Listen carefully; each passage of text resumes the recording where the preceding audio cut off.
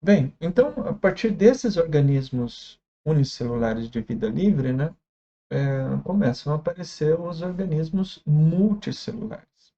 Aqui vejam que organismos multicelulares não é uma exclusividade de seres eucarióticos.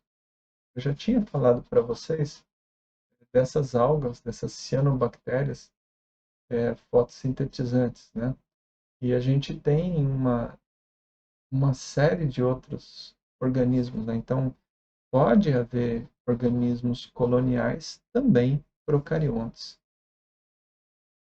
E dentro das algas, né, tem uma série também desses organismos coloniais dos mais diferentes tipos, né? Aqui é uma Volvox, é uma colônia com vários Volvox, inclusive algumas colônias menores, né? Ela forma uma colônia grande e essas colônias menores vão se formando. O organismo colonial, ele tem uma vantagem com relação ao organismo unicelular, porque a célula tem um limite para crescer.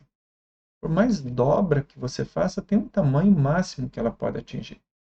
Então, tem um nível máximo de complexidade que você pode incorporar em uma única célula. Essa Volvox da direita é um exemplo. Vejam como ela forma uma estrutura, né, semelhante a uma esfera, vamos dizer assim, ou um balão, que obviamente uma célula sozinha não podia fazer. Então, essa estrutura ali consegue agora se movimentar sozinha, caminhar em direção à luz, se proteger de predadores porque tem um tamanho maior, enfim, uma série de funções que só podem ser adquiridas em grupo. E uma dessas possibilidades é literalmente uma cuida da outra.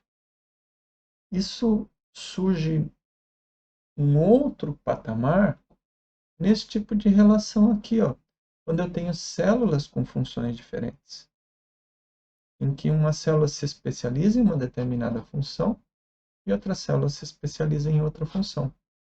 Isso então permite que as duas células juntas possam fazer melhor do que se estivessem sozinhas, tá?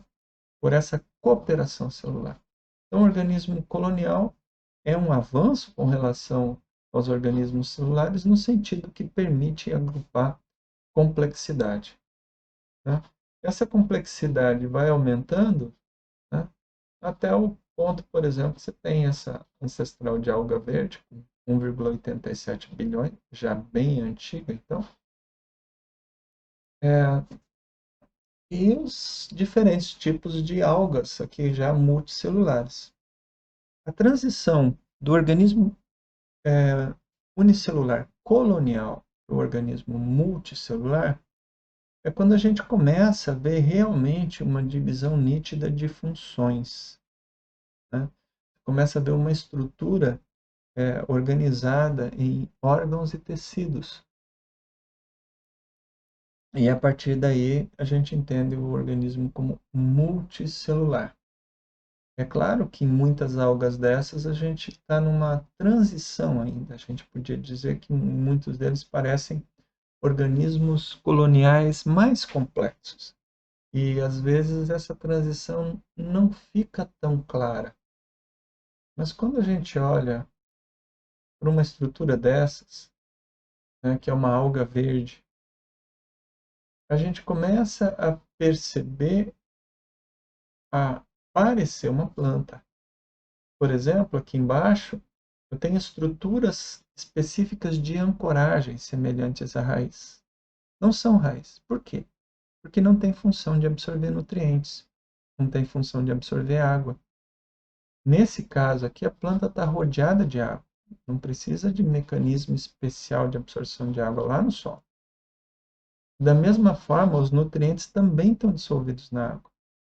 Então, essas estruturas aqui embaixo, a única função dela é agarrar no substrato para impedir que a alga saia sendo carregada pelas correntes. Tá? E, ao mesmo tempo, essa estrutura de ancoragem precisa ser alimentada. E esse alimento vem da fotossíntese.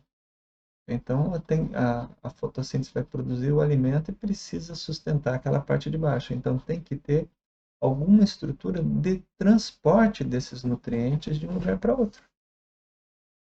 Tá? Mas não precisa de nenhuma estrutura específica de transporte de água, porque a água está em volta aqui de todo lugar, nem de nutrientes. A única coisa que precisa são as proteínas transportadoras de nutrientes. Tá? A água está sempre em volta, não precisa nenhum cuidado mais especial que isso.